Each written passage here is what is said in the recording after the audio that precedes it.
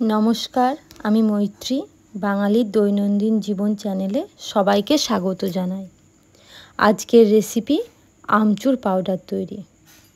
এই আমচুর পাউডার আমরা বাড়িতে খুব সহজেই বানাতে পারি। তো চলুন দেখে নিই রেসিপিটা। এটা বানানোর জন্য আমি 3টে কাঁচা আম খোসা ছাড়িয়ে ধুয়ে ভালোভাবে পরিষ্কার করে নিয়েছি আগে থেকে। এবার এই আমগুলো আমি পিলারের সাহায্যে ভালোভাবে ছাড়িয়ে নেব।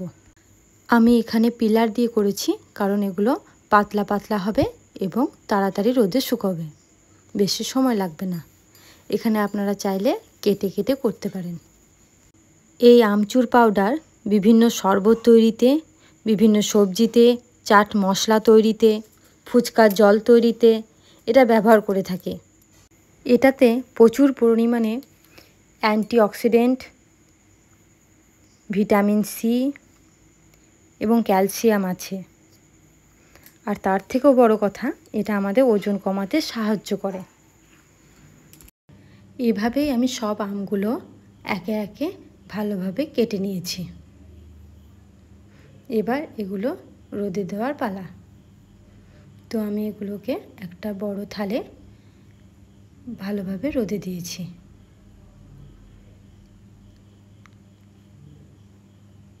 এটা পাতলা পাতলা করে রোদে দিতে হবে যাতে ভালোভাবে শুকায়। আমাদের আমগুলো ভালোভাবে শুকিয়ে গিয়েছে।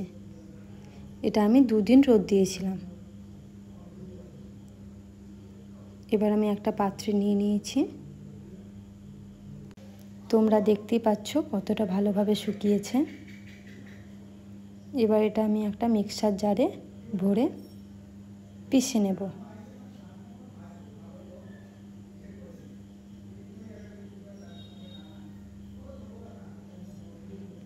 আমি পুরোটা একবারে দিইনি, আমি 2বারে পিষে নেব।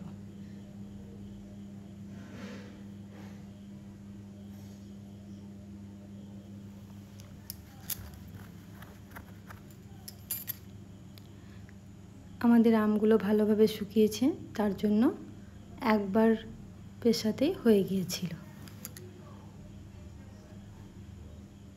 তোমরা দেখতেই পাচ্ছ কত সুন্দর গুঁড়ো হয়ে গিয়েছে।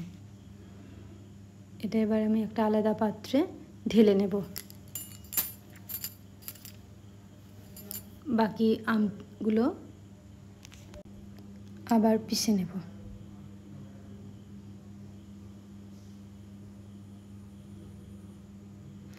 এটা তোমরা পুরো বছরের জন্য করতে পারো।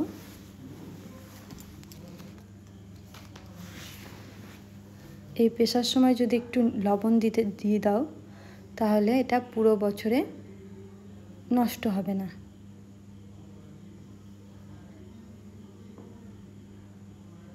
তো দেখো আমাদের আমচুর পাউডার তৈরি।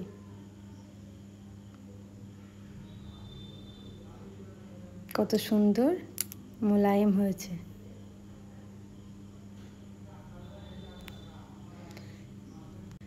রেসিপিটি ভালো লাগলে লাইক, শেয়ার এবং সাবস্ক্রাইব করবেন।